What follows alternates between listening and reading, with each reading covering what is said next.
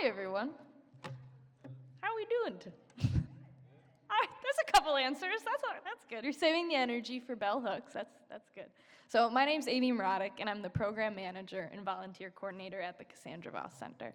And it's my pleasure to welcome you to this afternoon's event, Liberatory Education, with Dr. Bettina Love and Dr. Bell Hooks.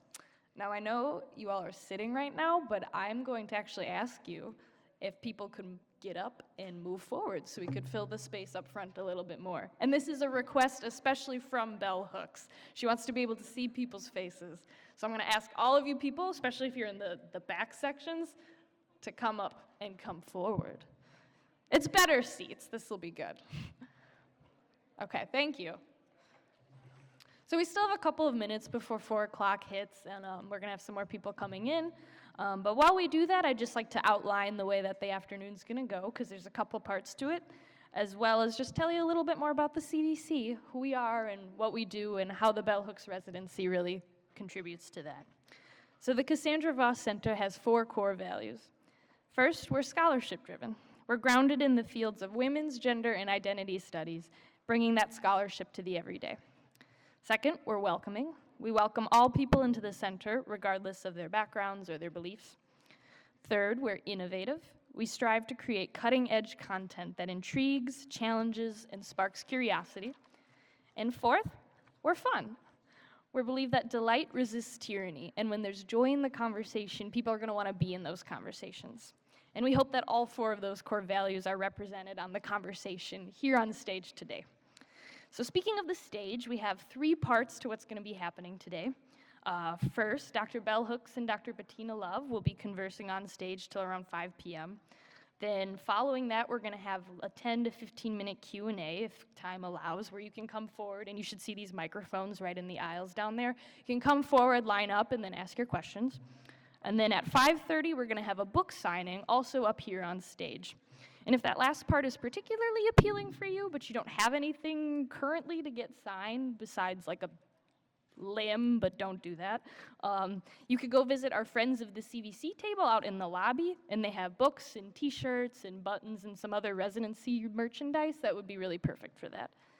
Now, such a historic event just wouldn't be possible without the help of our partners. So we wanted to give a special thank you to Humana Insurance, St. Norbert College Education Department, St. Norbert's Emmaus Center, Aldo Leopold School, who I know there are folks here from there, so, yep, there you go, and Disney Hyperion Press for their collaboration and support. And we actively encourage you to post or tweet some particularly insightful things that you hear happening on stage here tonight. And if you choose to do so, we have a residency hashtag, SNCBellHooks17. And this event is going to be live streamed, and we'll also be posting the footage on the college's YouTube channel for future use. And if while you're also online, we also encourage you to go onto the CVC's page. We're currently running not a competition, I shouldn't say that, but if you are our 2,000th person to like our Facebook page, we have a life-changing prize that will be coming your way. So y'all should look for that. And that's really all I have for you right now. If you could turn your attention to the screen, we're going to be playing a brief video before we welcome our speakers to the stage. Thank you all.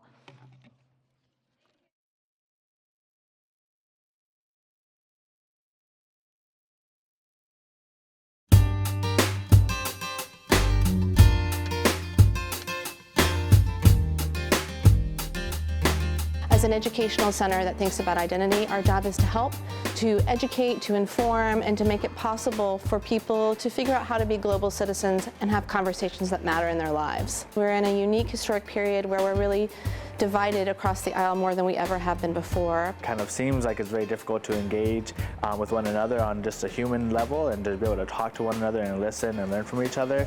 People are often nervous and afraid to figure out, how do I talk about racism or sexism? How do I talk to my neighbor? How do I talk to my family? It's really important to be here because this event that's going to happen throughout the whole week of April is going to be able to give us tools to be able to do that. And that's what the Cassandra Voss Center has always been about, which is Kurt and Cassandra, a father and daughter, had hard conversations, and the dialogues and the residency give us a chance to talk about real issues. It's going to talk to us in a grand sense of things, of what's going on, what do all these things mean. So it's going to bring it really back down to us and kind of see what we can do to make change, because I feel like a lot of times people are even confused about where do we go from here? Where do we start? How do I make an impact? St. Norbert College is the only liberal arts institution in the country to have a bell hooks residency. The Cassandra Voss Center is considered the sister center to the Bell Hooks Institute in Berea, Kentucky. And we feature her. She's considered one of the leading public intellectuals in our country, published over 40 books on conversations and topics like how to talk about race, racism, sexism, education, media literacy, spirituality. We consider bell hooks almost like a Swiss Army knife. She can talk about anything to anybody, and if you've been in her presence, you know that to be true. This particular bell hooks residency in our 4th year has been featured through the Year of Masculinity. We have a lineup of great speakers, both who are have done a lot of work in their fields and ones who are up and coming and kind of making an impact where they are right now. We have Dr. Harry Brode, who was here last year. So if I say, okay, now I'm going to talk about gender, and what you hear is, oh, I'm going to talk about women, that's not the voice of feminism. That's the voice of patriarchy. He's a sociologist. He can talk to people about, to men specifically, about what does it mean to be a man now in this day and age? What does it mean to be a feminist? What does that even mean to all of us? Dr. George Yancey is a major New York Times columnist. And he talks about philosophy, and not only a philosophy in this grand, big sense, but in a sense for people. He talks about the Black experience and how that relates to philosophy. He talks about whiteness. He talks about Christianity. All these things, all these topics that we kind of don't really think about too much all together. Dr. Bettina Love is going to come talk about education as liberation, and we'll be spending some time in a Green Bay public school. And she talks about how to engage families, students, and teachers to become civically engaged students and people and citizens. Bell Hooks is also telling her spiritual story Monday night through Agape Latte. She'll be speaking with President Dr. Tom Kunkel in Breakfast of Champions Monday morning because they have a lot to say to one another.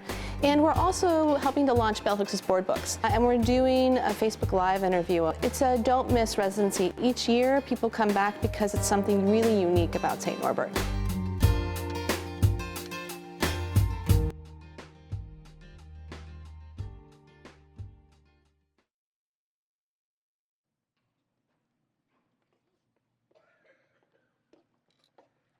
Good afternoon.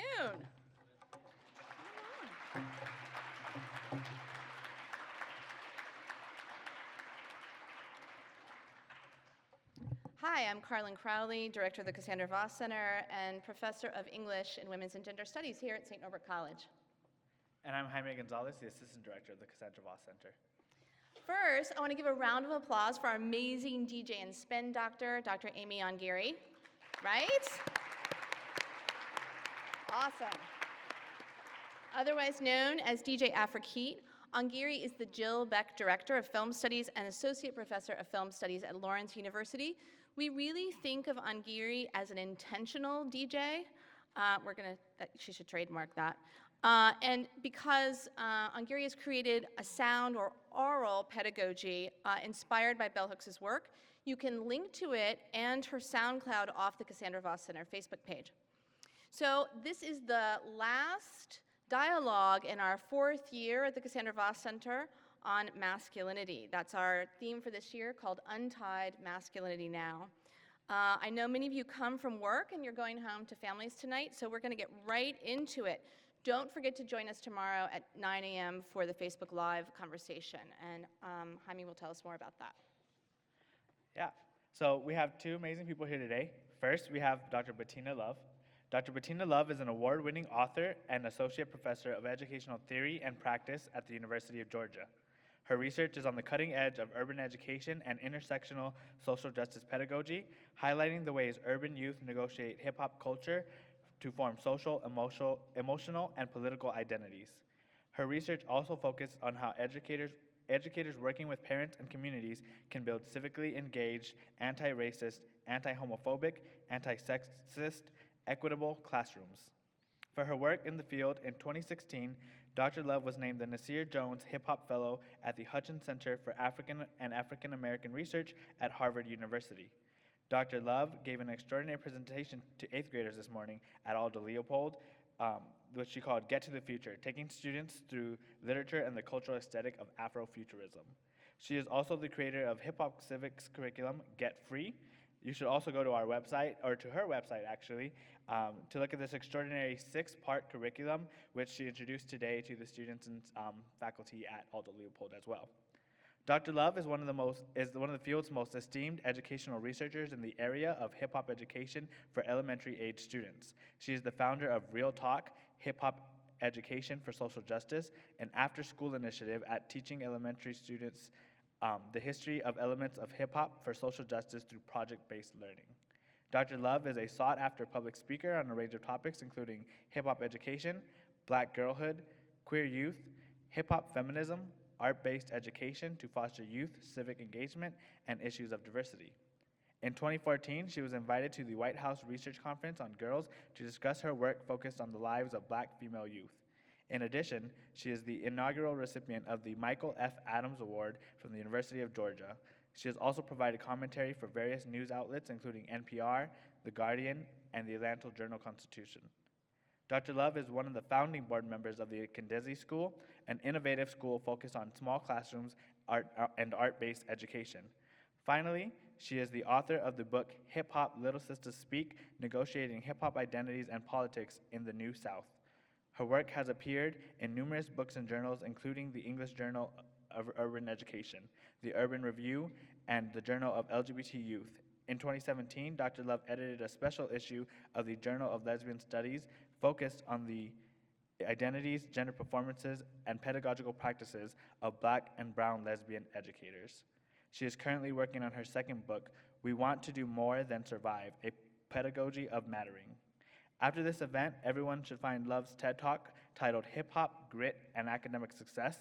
There's also a link to that on our Facebook page, the Sandoval Center Facebook page as well. And second, bell hooks.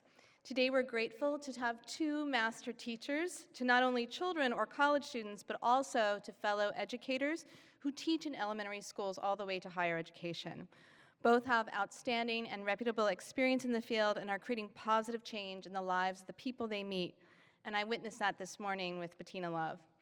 Take, for example, the words of Paulo Freire, Brazilian educator and philosopher, quote, "After reading Teaching to Transgress, I am once again struck by bell hooks' never-ending, unquiet intellectual energy, an energy that makes her radical and loving." Teaching to Transgress is only one of 40 authored books written by bell hooks, starting her first at the age of 19. She is honored as a leading public intellectual by the Atlantic Monthly, as well as Utne Reader's 100 Visionaries Who Could Change Your Life. Part of her educational journey began with earning a BA in English from Stanford. Her master's is from UW-Madison, if you didn't know that, and her PhD in Lit at the University of California, Santa Cruz. Over the course of her academic career, Hooks has held a number of faculty positions at distinguished universities. Her teaching career began in 1976 at the University of Southern California, where she was an English professor, and she has since held positions at Yale, Oberlin College, and the City College of New York. Currently, she is Distinguished Professor in Residence in Appalachian Studies at Berea College in Berea, Kentucky. There are so many educators and students from the education department in the room today. And if you didn't know, bell hooks has written 5 children's books, and Aldo Leopold School, do the teachers want to tell us they're in the room? Woo, yeah, all right. Is devoting several units to her 2 board books, Happy to be Nappy and B-Boy Buzz, which are just now re-released in board book form. You can buy them at the bookstore table and get them signed minutes after this amazing conversation is over. And if you have any questions about the books or education for bell hooks, you can join us during our Facebook Live conversation tomorrow morning at 9 a.m. Click into the link off our Cassandra Voss Center Facebook page. Can you imagine if bell hooks answers your question live tomorrow morning? Make that possible. It is an honor and privilege. We've been so excited about this conversation to have her return for our 4th visit. It's a great pleasure for me to introduce bell hooks. Let's put that down here.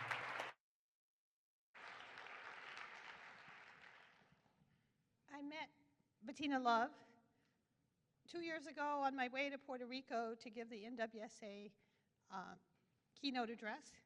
We were in the airport, bored, and we thought, we just need to make a fuss. We need to kick up a fuss. And she is just so amazing, full of positive, affirming energy. And you will find that in her books and her work, full of love for children. Both of us have a passionate desire for justice for children, to begin with children. Many of you, I know, saw the movie Hidden Figures. I told people I started crying from the moment the movie opened because the little girl had such support from the African American community around her, for her intelligence, for her passion. Her parents were with her, other people were with her, and I thought every girl and every black girl needs to be able to see this image of education as the practice of freedom. Both Bettina and I feel like we wouldn't be sitting here if we didn't engage education as the practice of freedom. We've been talking about the teachers that have inspired us, that have made it possible for us to be where we are.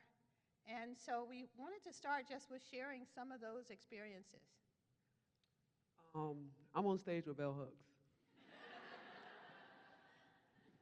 Thank you so much, Belle. Before we even get into that, I just want to say thank you. This is truly an honor to be on stage with you, and to know that you even read a sentence of mine is just something. So thank you so much for this opportunity. I read the whole I book. know, just to know you read a sentence of mine, I'm happy. So the whole book is like, I'm happy. But I'm gonna answer the first question in like a long-winded form because I want to add some context. I am from upstate New York, and when I say that with so much joy and so much just vigor and love for upstate New York. I am from Rochester, New York. And for those who don't know about Rochester, New York, I grew up in the 80s. Before everybody had these phones that you can take a picture with, I grew up in Rochester, New York, which is the home of Eastman Kodak. So you kind of put us out of business, but that's okay.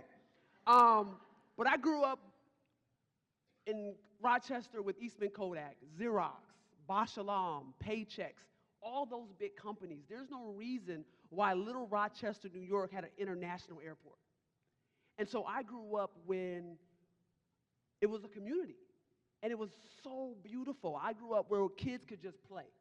And when I say play, I mean you played, and you left the house in the morning, and your mama told you you couldn't come back. And you better go out there and play. And you better figure it out. And you had fights, and you played, and you got into fights, and you had to figure your way out. You made up games, and then you changed the rules as you lost, and then when you lost, you made up a new rule. And it was just a beautiful time to be a kid. And I had so many wonderful teachers. I had so many teachers who were just concerned about me. And I was a kid who got kicked out of Catholic school for a lot of good reasons. I shouldn't have been in Catholic school. And I went to public school, and public school was the first time that I saw teachers who looked like me. It was the first time I had an African-American woman teacher. She was from Louisiana, Miss Johnson. She was tall, and she didn't take anybody's mess. My sixth grade teacher was Mr. Johnson, my first black male teacher, and he was absolutely amazing. And he called everybody by their last name. He would say, "Love," and you would just stand up straight. He wore like almost a tuxedo every day. And it was just amazing. And then drugs infiltrated our communities. And no one was telling young kids what was happening to us. Where did the community go? Where was happening to our aunts and our uncles? And those folks got replaced with hip-hop artists for me. They became my aunts, and they became my uncles. But then there was a program on Saturday mornings called FIST, Fighting Ignorance, Spreading Truth. And we all had to be about 9 or 8 years old. And on Saturday mornings, we would go into this little room in the back of a community center, and we would learn about Marcus Garvey. We would learn about Angela Davis. We would learn about the Black Panthers. We would learn about apartheid. And we thought we were radical. We were 9 with our little fist up, and we were ready to protest, but I was being politicized, and I didn't even know what was happening. And I think back to that experience to now, And it just weighs on me how many amazing people took an interest in my life. And not only an interest to love and care for me, but an interest to teach me what it means to be a little black girl. And how do I navigate that space? How do I learn who I am? How do I think about not only bettering myself, but bettering my community through these individuals, through people like Ella Baker and Angela Davis? And so I'm just so fortunate that I was able to grow up at a time where people not only cared about me as a child, but cared about me as a black child. I'm almost 30 years older. I grew up in the segregated South, total black neighborhoods, black schools, black teachers. That whole world of being smart was a black world of being smart. When we had pep rallies, I was forced to go and recite poetry to the whole school. And you can imagine how difficult it was to recite poetry at a pep rally. And there began the speaking career of bell hooks. For me, I grew up in that atmosphere of racial uplift where education was considered, this is the way to grow and to self-actualize. My mother didn't finish high school, and she was very determined that we, her 5 girls, 6 girls and 1 boy, be on the education track. Dad was more, but he also, they were both readers. As you guys are probably tired of hearing, Belle is a sicko, passionate reader, a book slut who can go anywhere in life without a book, who reads books every day. Well, I try to read 1 nonfiction book a day, and then I get to read lots of trash in the wee hours of the night. I like historical mystery romances because I find that at the end of the day, I just can't think anymore about race, gender, capitalism. So, I think about romance instead. The world of Beauty and the Beast and things like that. So for me, I just feel like I can't even imagine what my life would be like without the emphasis on education that my mother really, really gave us. My mother started having children when she was 15, and yet she was able to say to me, I used to write poetry. Now, when she wrote that poetry and the circumstances, I don't know. But the fact that she was always trying to model for us, you can do it. I did it, you can do it. And we didn't grow up in a world where people worried that, if you were smart, you weren't black. Because everybody around you, was smart. The teachers who taught German, French, philosophy, all our teachers were black.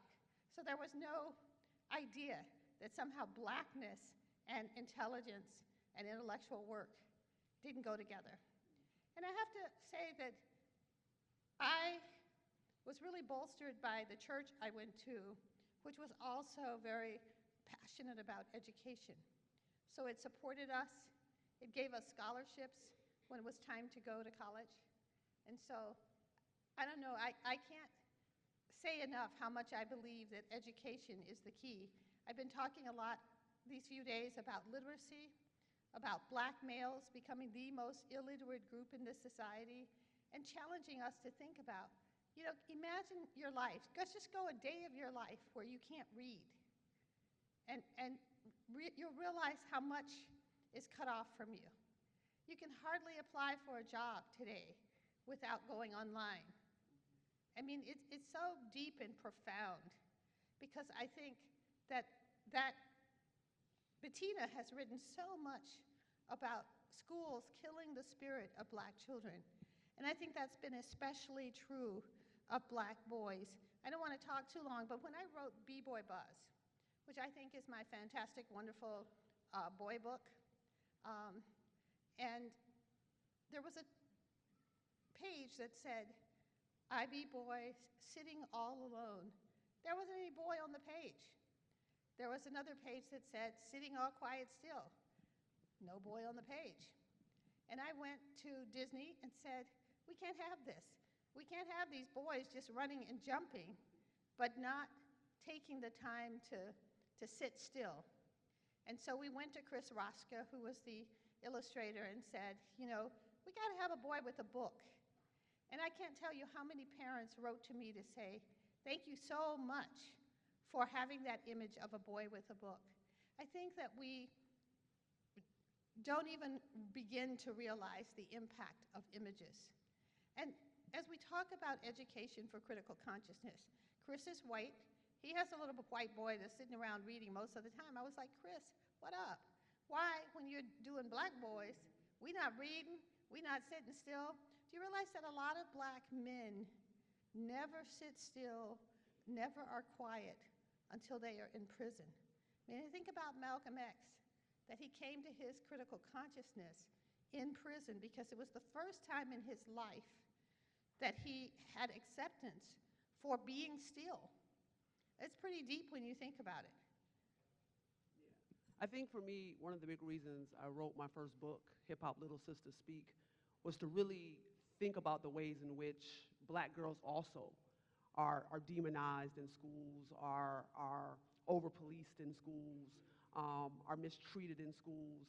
And so for me, you know, and then Monique Morris has this wonderful book called Pushed Out Now.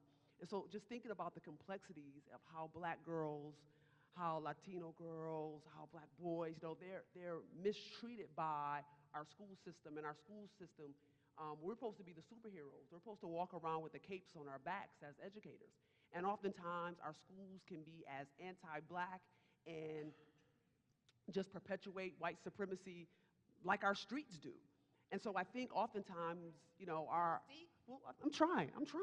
I think oftentimes, right, we don't talk about enough. And, you know, I'm someone who's, I teach future teachers. And she has children. And I have children. I have two. I have, sadly, they're named by the dopest rappers out. I have Chance and Lauren as my children. And so we don't talk enough about how we don't prepare teachers the way the teachers that we had were prepared. We don't have teachers who are sitting in teacher education programs being radicalized and being politicized to think about justice and social justice and the ideas of refusal. Like, I'm going to refuse this curriculum. I'm going to refuse this testing. I am going to make sure that I do not perpetuate the harm on my kids that I see happening in the streets, in the classroom. And oftentimes teachers don't have the language or the support or the understanding to refuse. And so they perpetuate some of these stereotypes, and they perpetuate some of the harm that our kids are seeing outside of the classroom, inside the classroom, for both our boys and our girls. At a conference on education a few months ago, one of the speakers gave a talk that said the single most determinant of whether a black child will fail in grade school is when the teacher has contempt for that child. And if you think about it, Gottman, in his work on romantic relationships, says that that's the number one factor that he can look at in how two people relate to one another that will determine that their marriage or their romance will not flourish. The space of contempt. And when I heard that, I was just so sad, because I feel like as a kid, how can you ward off the traumas that come from contempt? Particularly, I concern myself a lot with the question of shaming, of how we shame kids. And sometimes shaming kids is like already you're pressing a pause button. They never go beyond that moment in grade school when someone told them how dumb they were. I think about it all the time. I think about parents. Even as we're on this stage talking, there are parents somewhere that are telling their child, you are the stupidest kid I know. I mean, imagine hearing that every day on some level, and what that does to your spirit. I mean, so I've started writing a lot about this idea of spirit murdering. And when I first started writing about the idea, I was like, nobody's going to publish this. Because I was basically trying to compare or draw this conclusion between George Zimmerman and teachers. So I was making this idea that, you know, that night that Trayvon Martin was shot and killed, George Zimmerman didn't ask him any questions. He didn't say, how are you? What are you doing? What are you doing? How's your day going? He saw him and immediately stereotyped him. He was a nuisance. He was a thug. And that happens so often in our classrooms. And George Zimmerman that night pulled the trigger. And he murdered Trayvon's physical body. But what happens in the classroom when we murder our children every day through the spirit? Through the idea that I'm going to size you up, I'm going to look at you, and because of your skin, because of your gender, because of your queerness, or because of your class, that I determine that you are not worthy of an education, that you are not deserving enough of an education, and now you are murdering my spirit. And how do I find wholeness again? How do I find those relationships again? How do I trust teachers again when I'm constantly in a place that is murdering my spirit? And that is a slow death. And there's so many things we don't realize. When I first published with Disney, I wanted to use my power, such as it was, to reach out to kids in Harlem and other places. And Disney was willing to donate a certain level of books.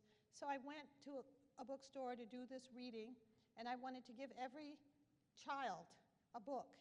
And of course, I was knocked back when children said to me, I don't want your book. And, you know, we were like, okay, what do we do now? And well, what we found out was that the majority of the kids did not have a book in the home. And they did not want to take a book home, that their parents would be asking them, interrogating them, where did this book come from? Are you sure you were given this book, or did you take it? And I think that that's, you know, such an amazing, already you're protecting yourself from the spirit violence by saying, I won't even take this home. You know, and I remember, you've also heard, many of you, how I like to thrift. But one of the things that my mom bought at thrift stores for us were books, so that we had that sense of reading is crucial and okay. I grew up in a house, my mother got her GED, and my father had an 8th grade education. And honestly, I wasn't a great student. So for all the kids in the room, be a great student. I wasn't a great student. The only reason I went to college is because I had a hell of a jump shot. And I mean a jump shot. Like 35 points a game, senior year of high school. But I'll digress. And so I had a hell of a jump shot. So the only reason I got to college truly was because of a basketball scholarship. And I went to a household where my mother and father said, you're going to go to college. Now, they didn't say how or we're going to financially support you. There was no other conversation but you're going to go to college, because they knew that that meant something. Now, I don't know if they knew what that meant, but they knew that I had to go to college. And so growing up in that household, academics wasn't seen as important in my household, but college was. But there was this big step that was missing. Like, well, you got to get good grades. You might want to read a book. You got to learn how to write. You know, I didn't go to really great high school. I didn't go to a great high school that was academically challenging. I went to a vocational high school. So there was so much that my parents had to figure out. And if it wasn't for amazing teachers, they wouldn't have figured those things out, and I wouldn't have gone to school. So even though I didn't have books in my home, you know, my parents just instilled in me that they had this vision for tomorrow, but they didn't know how to actually execute that vision. And so it was this amazing time to really have to lean on teachers who had the social and cultural capital to help me and my family fill out these forms, navigate these things. And it was interesting that even though we didn't have books in my home, my parents, they had a vision for me that was beyond our scope of understanding. But if it wasn't for teachers, that wouldn't have happened. When you read her book, she dwells a lot on one particular teacher, Miss McKnight, who just, you know, nurtured her growth. I was also, in my generation, my father was like, he's not filling out any forms. He's not telling some school what he makes. And so we all struggled, as the 6 of us struggled around the 7 of us. How would we try to get scholarships and things when Dad would not fill out the forms? And I think there are so many working class and poor kids who go through that. And then you have the shame. You don't want to go to school and tell people that your dad refuses to fill out the forms. And so, that's very, very deep. I'm interested because, unlike my girlfriend over here, I'm not a hip-hop person. I'm not familiar with all the cool groups Bettina can refer to.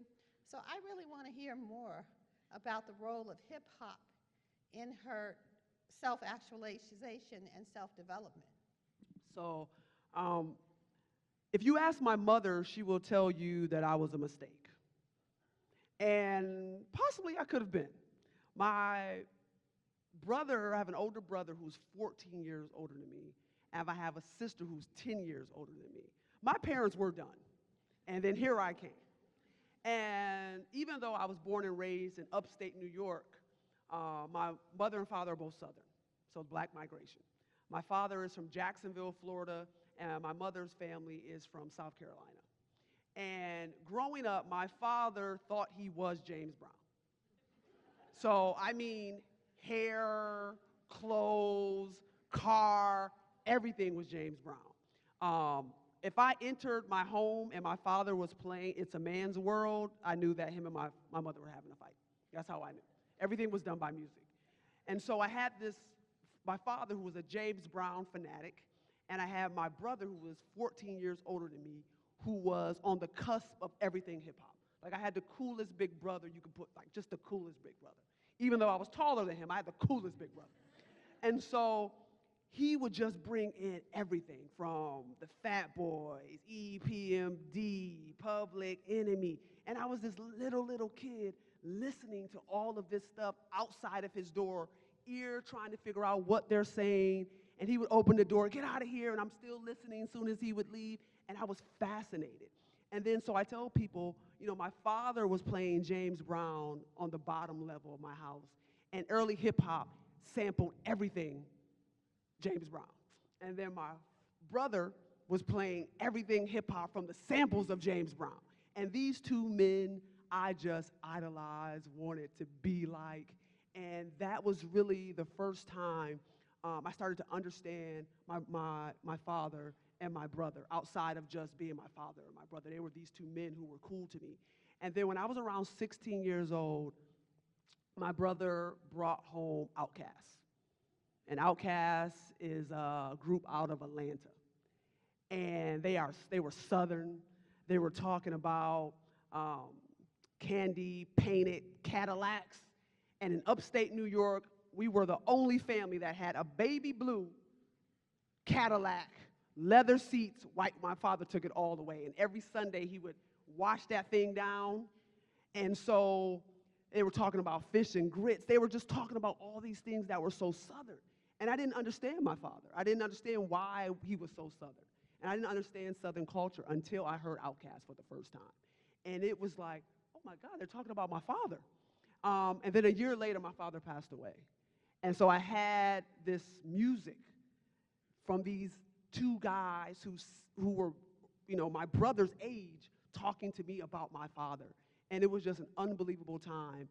And when I was 16, I got my first job. And I was at the recreation center where I played ball every day. So you can call it a job, but they gave me a job to play ball. And my birthday was in July. And they held the job for me. My birthday is July 6th. School ended, end of June. So they held that job for a month. And on my 16th birthday, I went to work. And I put in Outkast. And Outkast said, you need to get up, get out, and get something. Don't let the days of your life pass by. You need to get up, get out, and get something, because you and I got to do for you and I. And I was hooked. That's all I wanted to hear. I played that every day going to work. And it was just, and always, hip-hop always was somehow telling my story. Whatever I was going through, whatever pain and trauma I was dealing with, it was telling my story. And then there was moments where I just wanted to just be free of all of that. And that's where the ratchetness comes in. That's where the pleasure comes in. And I was able to identify with that. So it was just, hip-hop has always been something that has been a part of who I am culturally, emotionally. It's been my therapy. It's been my educator. When I was in schools learning no Black history, I could listen to KRS-One. I could listen to Public Enemy. When I wanted to be rebellious, I had that music. When I wanted to find love, I had that music.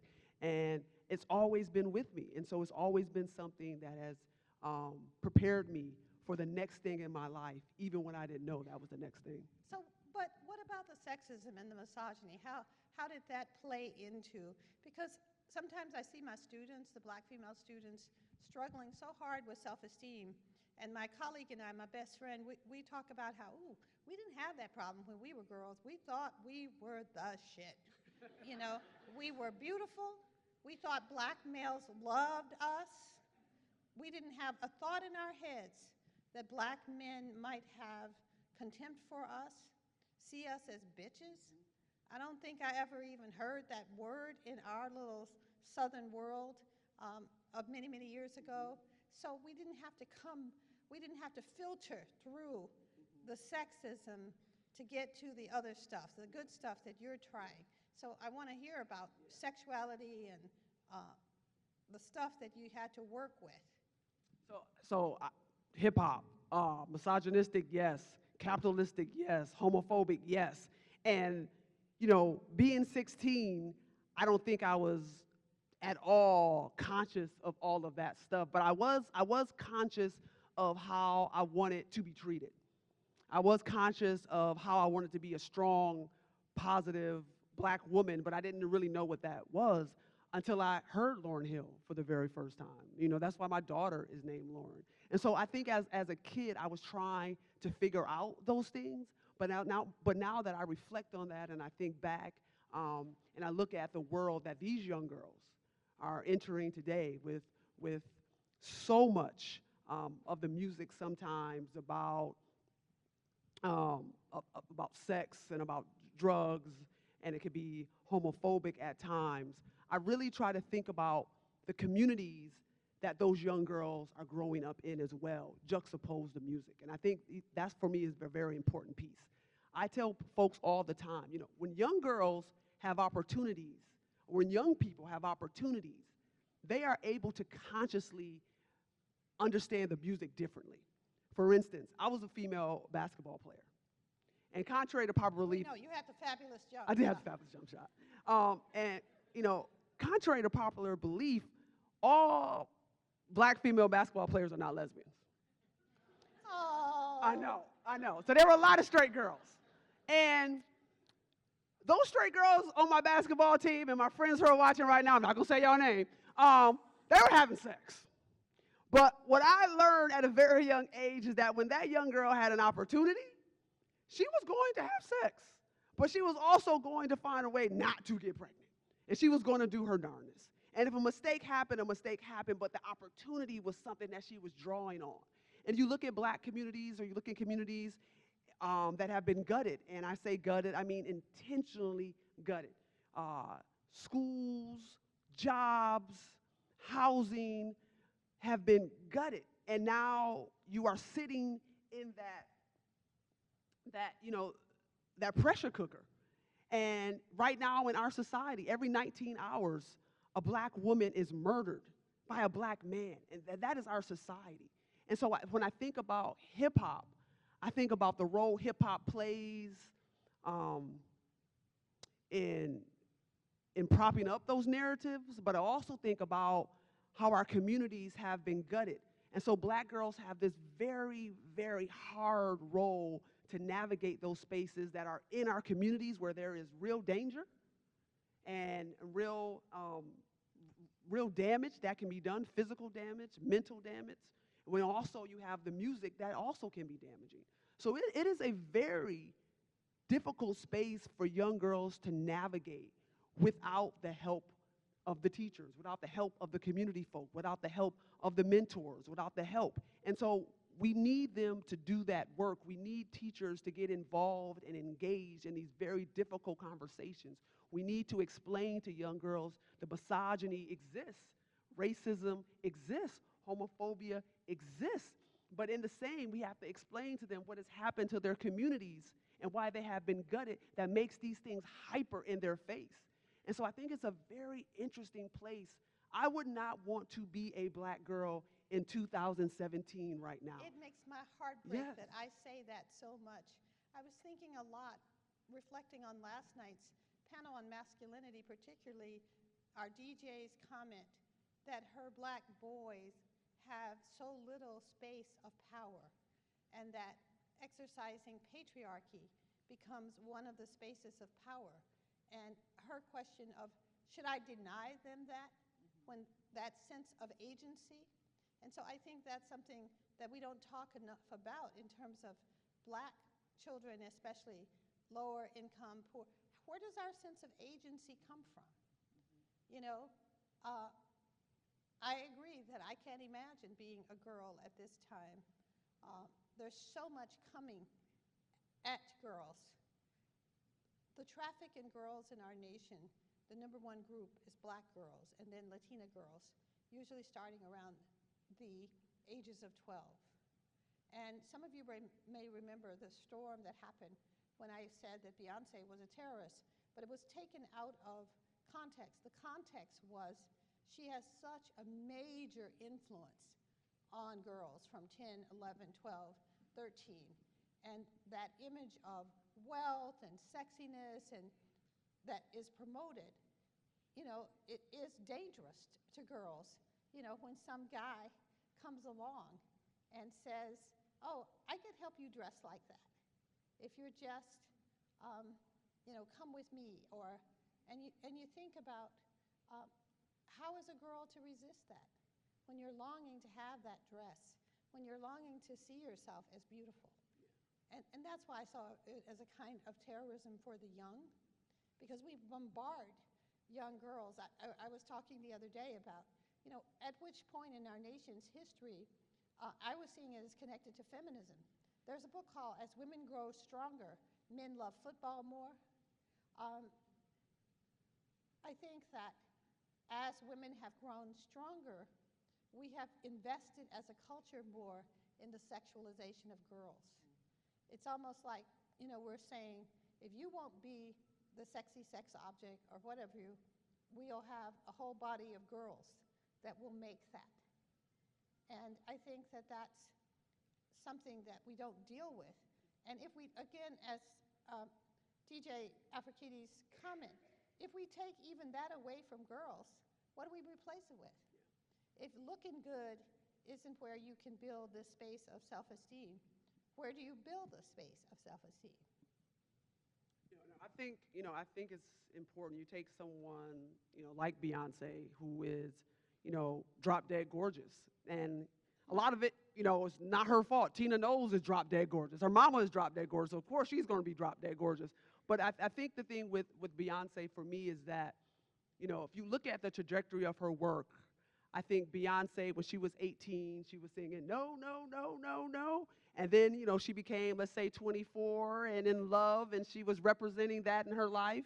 And now, she's 30 and 35, and now you've seen a trajectory of a grown woman try to figure things out. And I think you juxtapose that to young girls, and they're also, trying to figure things out without the wealth, without all of the handlers. And so I think it becomes a very contentious space when black girls, brown girls only have the one role model. And I think, we don't talk enough about the consumerism and the market-driven of that type of black aesthetic that corporate America want us to consume and are the only ones they want us to consume. And so, when I was growing up, we had, Queen Latifah, Salt and Pepper, Rage, Lauryn Hill. We had so many ways to be and so many women to identify with. And now, the market-driven society gives us one or two folks, and this is all our black girls and our black boys see. And so how do we start to, as educators and people deeply concerned with the images, start to help them critique these images, see more images, put role models in their face? There was a point when I was doing my research for my book, and I was talking with the young girls about role models. And I was sitting right across from them as a college educated, about to get my PhD to become Dr. Love, and they didn't see me as a role model. I'm like, well, am I not a role model? What else I need to do for y'all? And a lot of it was because I didn't fit the script. that they thought a role model was. And that's not their fault. It was my fault for not having deeper conversations and not trying to help them interrogate those things and just researching and no actual workshop or program to engage them with. I'm just asking these questions. And so I think a lot of, the concern for me is that we have to be able to help them understand and deconstruct these images and be consumers who can consume and also become critical consumers as well. And I think we're missing that piece in education. There's no classes on critical consciousness and critical literacy and those type of classes that help young folks interrogate and and raise their consciousness about what they're consuming. We just teach them, you consume, be bought into capitalism, and never actually critique what you're actually taking in, and then understand how what you're taking in impacts you. And then also to look at an artist and look at their trajectory of life and see their mistakes and see how they've grown, and maybe think to yourself, I have mistakes, look how I have grown, and try and build from that as well. This is so complex, but we don't do any of this in education. Well, I definitely think Beyonce could benefit for becoming a bell hooks reader. Many of you may know that Emma Watson is a serious bell hooks reader. She decided that she needed to develop her feminist consciousness. And just imagine, here's a young woman that was making 12 million or something by the time she was 13. Her world. And how do you develop your identity in such a context where you in a sense, have no actual real life experience? You have the real life experience of being a star, quote, objectified in many ways. And yet, I have been so proud of her because she has systematically sought to educate herself for critical consciousness, to read the literature of feminism. And so I want to talk about that because it was that desire to provide a different vision of children, for children, that led me to write the children's books. I got a lot of letters from parents saying, Belle, people come to your work, they're 19 and 20, they're already messed up. You should write some books for children. And I was like, me? Write some books for children? No way. I'm not happy. I'm an intellectual. I don't see any books for children. Don't ask me where I got the notion that you had to be happy to write children's books. But because I am a person of faith and prayer, I always take everything to the divine. And I said, okay, the divine, if you think I should write some children's books, could you give me a vision? And so I was lying in bed one night, and all of a sudden I started thinking in my mind, girl pie hair smells clean and sweet. It's soft like cotton. Flower petal, billowy soft. A halo, a crown, a covering for heads that are round. And that was the beginning of Happy to be Nappy. And I often tell people who are not believers in a higher power that it's because of the mystery of that. I don't know where that came from. It came in its entirety. I got off my bed and I wrote it down, and I said to Disney later, when are you going to make the movie? They said, Belle, it's only a paragraph. But actually, there is a video called Happy to be Nappy and Other Stories of Me that aims at helping children deal with being different or being perceived as different. And I'm really proud to have become a children's book writer. When I wrote, my favorite children's book of mine is B-Boy Buzz, because it has been the most challenging. How do you write a book for boys that doesn't reinforce the notion that to be a boy is better than being a girl? How do you write a book for boys that evokes the wholeness of boys? Which for me is like, okay, running and jumping, but we also need to have a kind of sense of meditating and being calm. And it was such a challenge. You don't realize until you try to write that one paragraph that says it all. And that was very, very intense for me. And I wanted to write a book about boys that would have black boys at the center, because too often we act like black boys are just many grown black men shrunk down to kid size.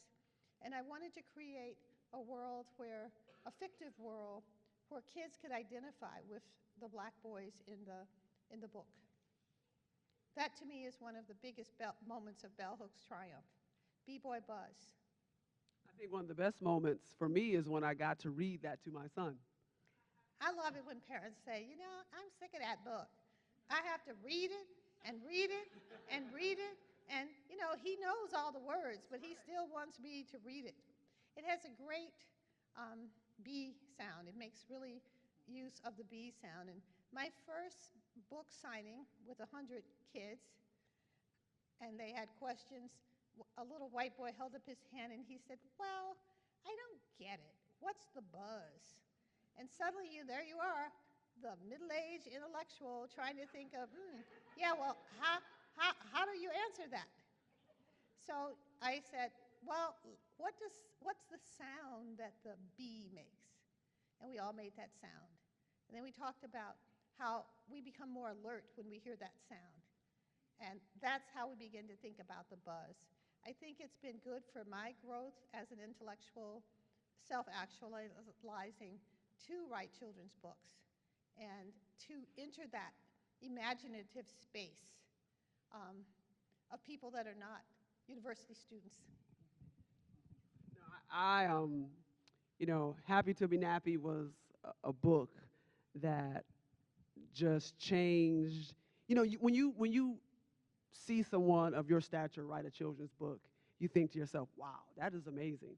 And then when you have kids and you're able to read that book to your kids, it's a whole different level of excitement, of joy, and to see your kids become early readers and then now 6 years old can read it back to me. And so for the buzz in the Love household, the buzz is the buzz of a haircut. Oh, and so nice, those clippers. nice. And so my son, the buzz is the buzz as you get your hair cut. And I think it's nothing, you know, I was at a school today here and talking about Afrofuturism and black superheroes and black worlds of fantasy and sci-fi. And to see the look on the kids' face of the kids who look like me was an amazing thing.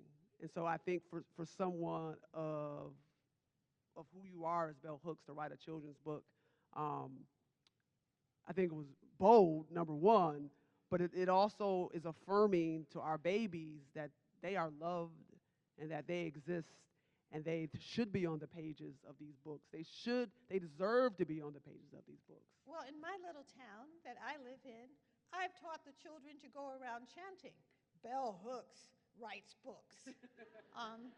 And I was thinking about the work of Alice Miller, which was very important for me in my early years of healing. And when Alice Miller writes about sometimes all a child needs is that one enlightened witness, that one person who might give them a book. And by giving them a book, give them the sense that they are worthy of that knowledge, of that ownership. And so never underestimate the impact you can have on the growth of a child. Even if, like, to me, I was out in De Pere having breakfast somewhere and this black woman came in with her son. You know, and I took the time to talk to him and say, I write books and this is one especially for boys and boys like you. Because one of the things that we face is when we create certain kinds of liberatory products within the matrix of imperialist, white supremacist, capitalist patriarchy, those products don't necessarily get pushed as much as other products. I mean, months ago, Disney called me to let me know they were not going to publish my children's books. They said, nobody's buying these books. And so I said, okay, can I have the rights to the books? Then a few weeks later, they called to say, well, we think we'd like to keep the rights too, because I think what they did was check to see how many orders they had, and they'd actually had a lot of orders. It's just that there were no books. And I can say that one of the people, my sister in struggle, Carlin Crowley, was one of the first people who alerted me to the fact that the books could not be had And I can say that, you know, Disney has come around. They're doing the books in board books. But it's amazing, isn't it, when you think of where we are as a nation, that you have to fight for something like that. And I was so puzzled. I was like, but the books sell. What's the problem? And you never get to know what the problem actually is. And the problem may simply be that the person who believed in your book is no longer working there. And nobody else picked it up or celebrated it. So, education as liberatory practice. I urge you to go online and look at the Happy to Be Nappy and other stories of me. There are stories that are aimed at helping kids deal with difference. Gayness, one of the little boys is blind, and that little blind boy, all he wants to do is play golf. And so Disney finds somebody who creates a tool that allows him to play golf. And it's just an amazing little video. And I'm proud to say Happy to Be Nappy is the lead video in the 30 minutes. But I was telling Carlin and other people that when that was the case, white people protested. Why was Happy to Be Nappy the lead video? Because we look at white people as representing everybody. But when we see a person of color, we think that person of color only represents people like themselves. So if you want to talk about one of the simple things you can do, in part, with anti-racist resistance, is to challenge yourself not to think that way. I mean, I had to go to the meetings and explain to people that this was not a book for black boys, that this was a book for boys as the primary audience, but that I used the images of black boys because we don't see them as children and as playful, and I wanted to intervene on that. I will see if Sister Love has anything else to say, and we'll close down and have a period of Q&A. Well, I would just end by saying, you know, we're talking about liberatory practices for education for black and brown students and children. But I would just want to say that, you know, when we think about the education of black and brown students, we need not see it as a crisis. It is time for justice. And when I say justice, I don't mean justice in isolation. It is race, it is economic justice, it is housing justice, it is queer justice, it is citizenship justice. There is no heroics. There's no hero coming that's going to save education. There's no one pedagogy, there's no one gimmick, there's no one thing that can do it. It is hard work to be an educator. You know, it is hard work to be a teacher. And what we need more than anything is for us in education to join hands with the folks who are fighting for the citizenship of others, who are fighting for queer justice, who are fighting fighting racism, who are fighting homophobia. And for us to join hands and see that our fights are truly a fight of humanity together in education, and get out of our silos in education and get into the streets and get into this world of fighting for justice and fighting for humanity, and understand that the crisis that they want us to have is not a crisis of education, it is a crisis of justice, it is a crisis of humanity. And the more we build coalitions and the more we fight together, the better off our kids will be. Thank you, Dr. Love. Somebody ready with a question?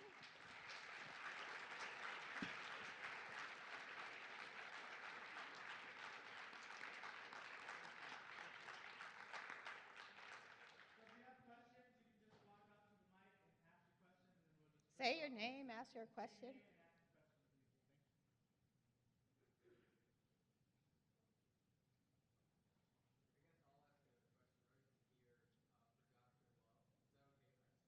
If we can hear you, go ahead. I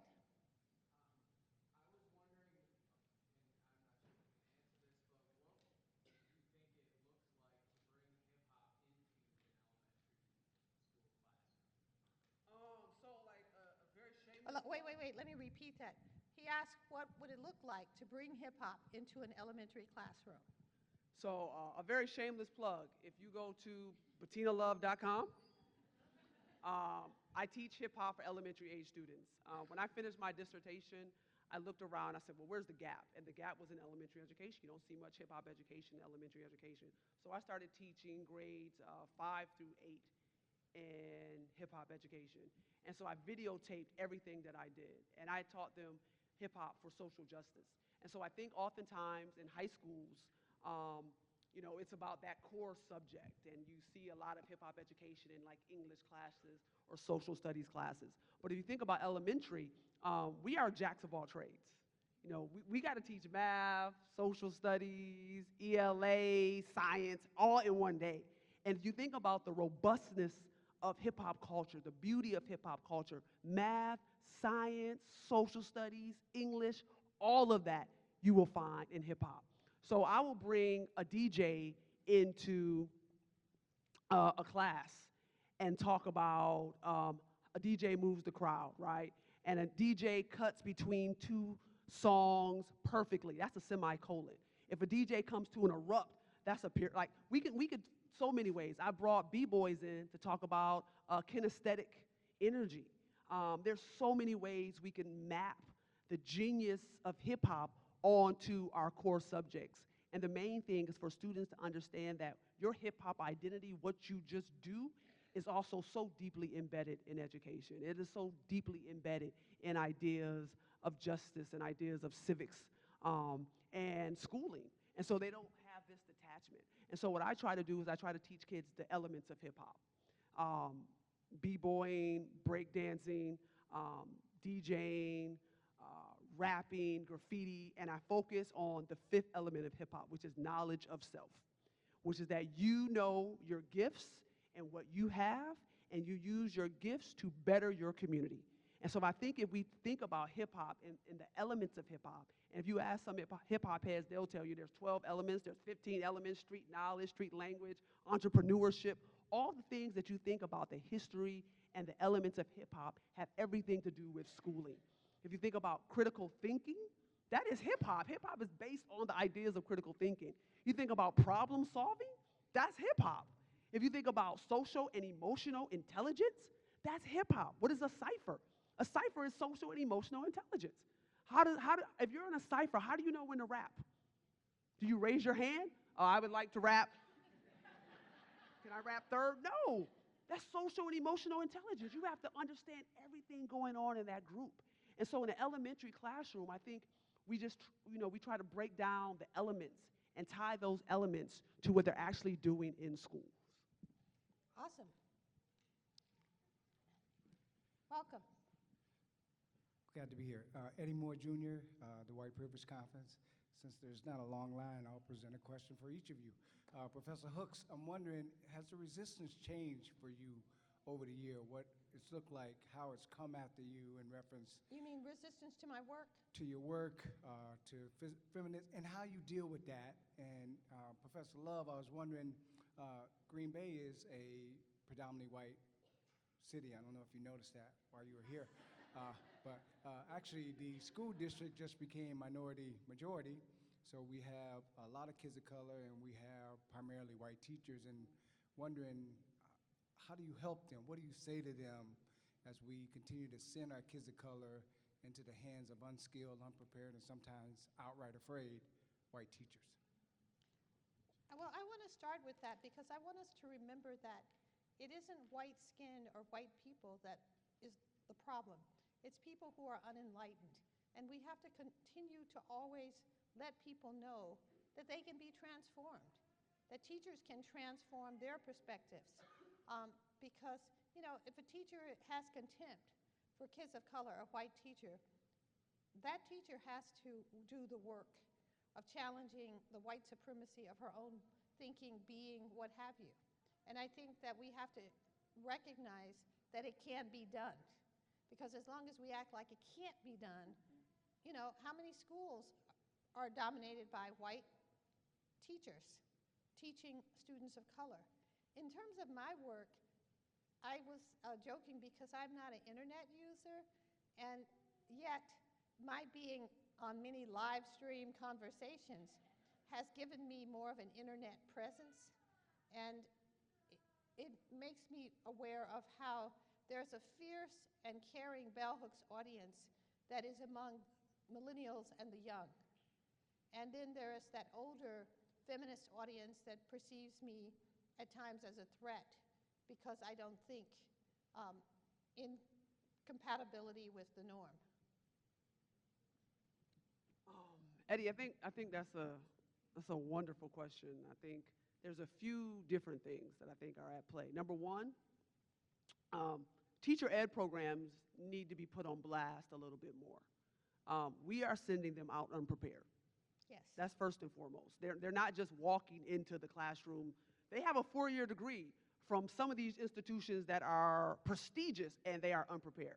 Now, there's no teacher ed program that can prepare you for every single thing, but there's also many teacher ed programs that will not say, you can't be a teacher. Just before you go do harm in the classroom, you can't be a teacher. And we don't turn anybody away. That's a problem. Some folks do not need to be in the hands of children, not just black children, any children. That's number one. Number two, when it comes to black children, again, back to teacher ed programs. When do you have to take a class in African American studies and Latino studies and First Nation studies? You can go through your whole college experience never learning about black folks, brown folks, but learning about us from a place of genius. You're going to take a class on diversity that tells you all the things that we don't have, and it's coming from a deficient place. But when do you take a class on black excellence? When do you take a class on brown excellence? When do you take a class on indigenous excellence and what we have done and our resistance and the ways in which we create and our ingenuity and our creativity? You never learn any of that. And so we have to take some real ownership about what we are not doing in teacher education. And then beyond teacher education, I think you have many teachers, particularly many white teachers, who do not understand why black folks are so mad. Why are we upset? And I say to my teachers all the time, if you can't say Black Lives Matter, I don't know if you need to be a teacher. I don't know if you really understand why we're saying that. Now, why we feel the way we feel, and you're in classrooms with our babies, and you don't even identify with our basic struggle for our dignity and our power. And so those teachers got to go. And so I think but we have to be able, and as Belle say, to see if there is something there and you can be transformed and you can think differently, the teacher education program should be the place that we do that particular type of work. And many of those programs, you take one class on diversity that comes from a deficient model, and it is very anti-black while it's trying to talk about blackness, and then you go out there unprepared with all of these stereotypes that you've been holding for 18, 20 years. Nothing has been deconstructed. Nothing has been challenged. Then we put you in your teacher practicum that does nothing but foster more stereotypes, and we are not ever helping you deconstruct those stereotypes. And then we also are not saying that the individuals that should not be teaching, I don't want you in a classroom, and I'm going to have the fortitude and the courage to say, you don't get to be a teacher. And until teacher education programs can do that, juxtapose white teachers and black teachers understanding the harm that we do when we don't understand the history of schools. When I started my first teaching job in Miami, Florida, we put permission slips out in 3 different languages. I didn't understand the community that I was engaging in. I didn't understand the historical damage that had been done to those individuals by this capitalistic white supremacist society. I didn't understand that. And so I'm walking into the classroom thinking I can be a change agent. No, you're not, until you deeply start to unpack not only what has happened to you, but what has happened to this place that you are trying to make a change in. And there's a lot of work that has to be done. Teacher education, personal individual work, and then I think all teachers should be historians. We should be contextualizing and understanding what has happened. And too often we look at the present day and make judgments on present day, not understanding that there's a 50, 40, or 100-year project that explains the present day. It's so interesting hearing you because, yeah. I know that many of you have read Teaching to Transgress, and I remember when I first wrote it and I tried to talk to white male publishers about it, and they were like, nobody's interested in teaching. Nobody's really interested in these issues of diversity in teaching. And I was like saying, are you kidding? That's what me and my colleagues talk about all the time. How can we confront the classroom of today? And I just want to take that moment to say it is the people who have purchased and read and used Teaching to Transgress that have proved that I was right and the white male publishers were wrong. That people are struggling hard to figure out how do we deal with our classrooms, the classroom of today. Your name? Hi, I'm Jill Heilman, and I'm a Bell Hooks follower, so I had to come up and actually it was Dr. Love who gave me the kind of the thought behind the question I have right now. What you talked about just now was so poignant about being a change agent. It struck with me how important that is to me as a person trying to develop what I can do in my little world, in my little communities. Wondering just your thoughts on your wisdom, top 3 books that tell me about Black and brown excellence, that tell me what I need to know to be part of the change and make that change happen in every part of my life. For some reason, whenever I'm on the stage and people say, could you tell me the books, I have trouble remembering what the books are. But I definitely like the writer for teenagers and preteens, Virginia Hamilton. I like Cynthia Voigt.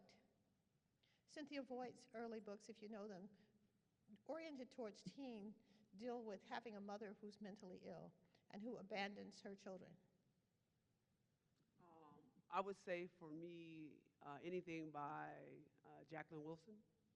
Her book, D. Foster, is absolutely amazing. It's about 2 girls who meet. One is in foster care, one isn't in foster care, and they have this love for Tupac. And they have this joy and this passion. I'm reading a book right now by Angie Thomas, The Hate U Give. And it's about this young Black girl who attends a private, suburban, private school, and she lives in the inner city. And there is a death, and how she has to handle that death, and the love and the ingenuity that she has to handle that death, and to handle her community, and how she has to find this bravery in her. What else? I'm like you, I'm like, get put on the spot with the books. But I'll tell you this, if you go to Get Free, Hip Hop Civics, and you go to the page Get Deep, I have a reading list of books from babies to college age, and all the great books that I have read. I think another great book that I think really just shows where we should be going, and I think young people can get into, is Everyday Feminism. I think that's a book that's just, when I read that book for the first time, I thought to myself, oh, I could do that. Okay, I mean, it just took this veil off of feminism. Are you talking about a book by me? That other bell hooks. You mean feminism is for everybody? Feminism is for everybody, yes. So that for me was one of those books. So I just think it's trying to find the right thing for the right kid, for yourself. But there's just a lot of good stuff out there. A couple more questions, and then we'll have our book signing. Don't be shy. Your name? Hi, my name is Rhoda Kambandu, and I have 4 daughters growing up in this day and age. And my children go to the school that you were at this morning, and one of them is an 8th grader. And if you were talking about superheroes and sci-fi, she loved it. What's her name? Her name is Matthias. Okay. And yeah, so, and also, Happy to Be Nappy is a book that we've had in our household for 14 years, I think. My oldest daughter is 16, and we bought it when she was about 2, and just read it and read it and read it, and it's broken. It's this board book that's in pieces, but we just And Disney tries to tell us they're indestructible. But I love the imagery, the different, ways to do your hair, and just how empowering that can be for, for these young girls, because it's really an identity. And, my daughters all have different hair textures, and this one has, this kind of hair, and this one has this kind of hair, and they're always comparing, and, oh, I wish I had her hair, because look at mine, it's too curly, and, just all these things that they have to deal with on a day-to-day. But, just helping them find a way to be with who they are in a world that really can be very harsh to, young girls.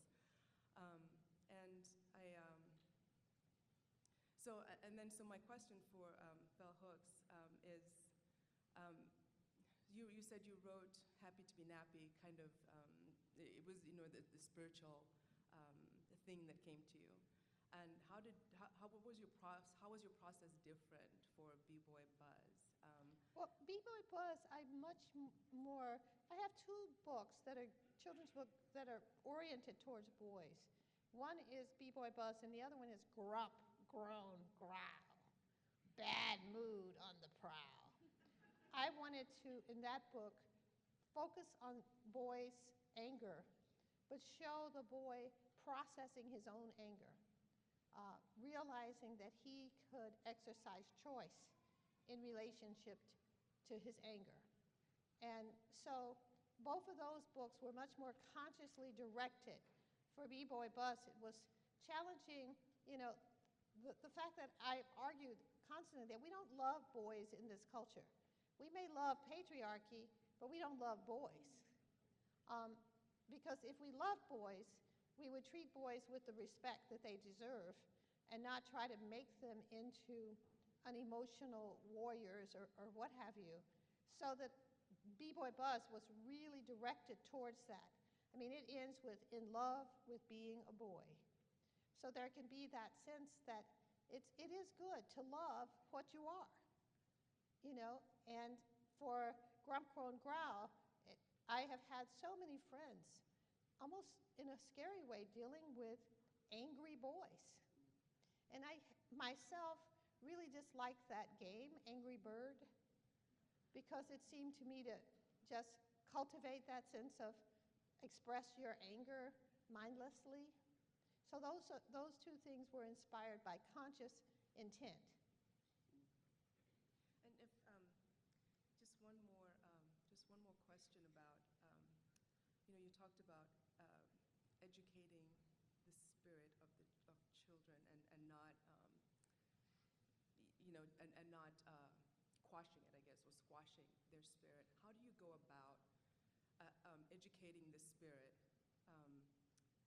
What kinds of things do you do, or can you do, to educate the spirit of a child without being overtly religious in a school, which you can't do? Well, I think one of the best ways is engaging Thanksgiving. I mean, my sister and I are working on our spirits every day when we get together at the end of the day, and we give thanks. We go through our day and talk about the things that we have to be thankful for.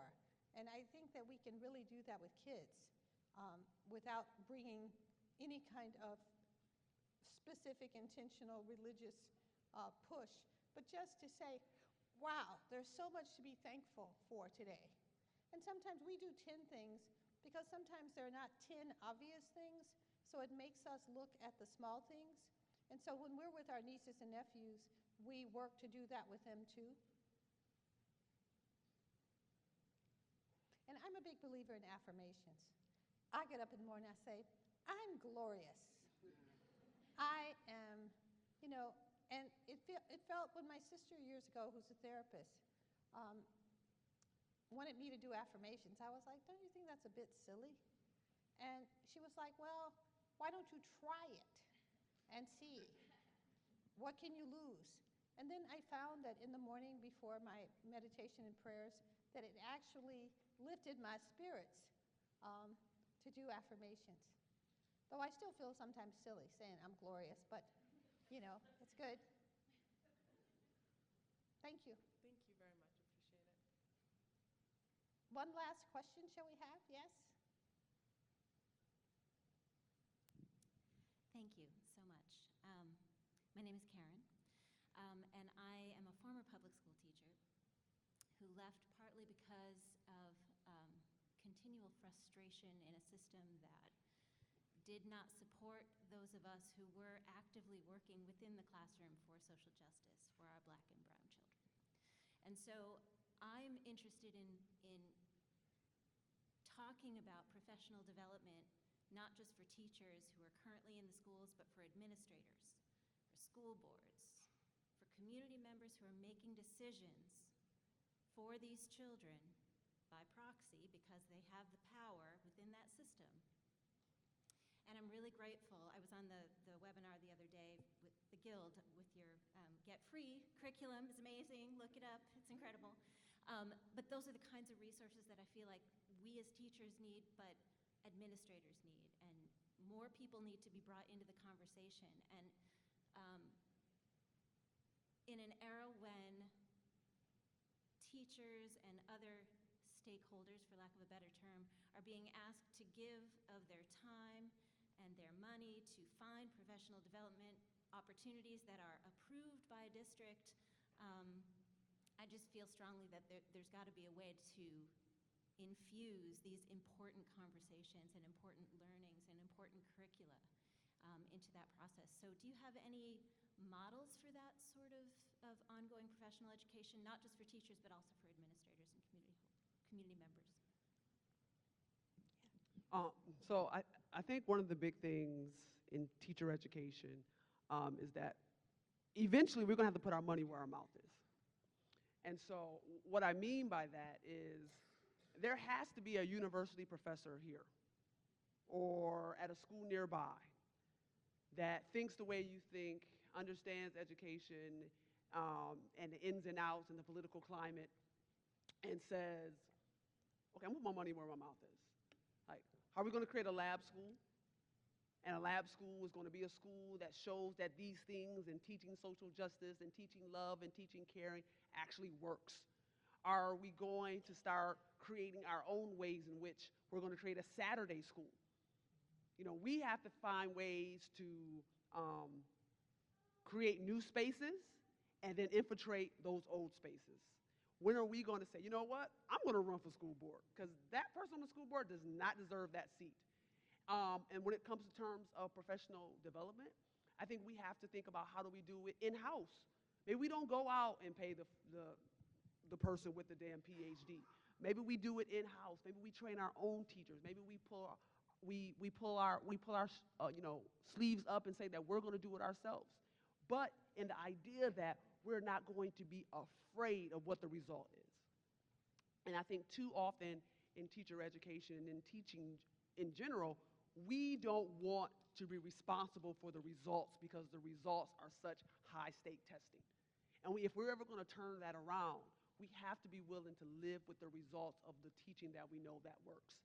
And that teaching may not get you a student growth percentile of 68%, but it may get you a child that loves school, that wants to come back, and then wants to reach for that testing. I was talking today about we have to find teachers who can speak two languages, the language of love and community and social justice, and also the language of accountability and the language of high expectations.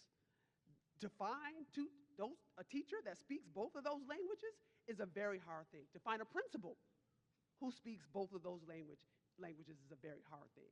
And so we got to grow our own.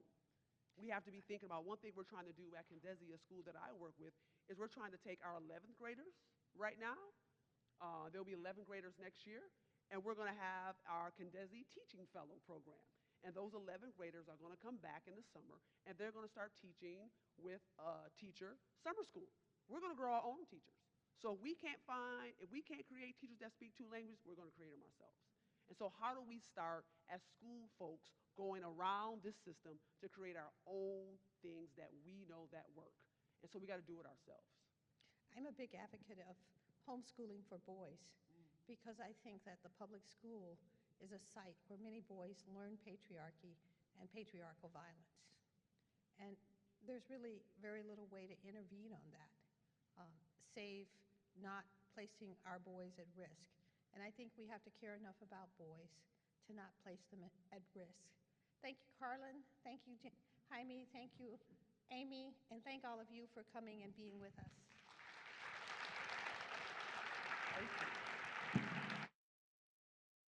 Oh, this is not, I think. So give us about 3 minutes so we can set up the table for book signing. So get some water, use the restroom, buy a book, and then we'll have you upstage. If you want to just come to this side of the stage, and we'll be able to direct you to where you need to go.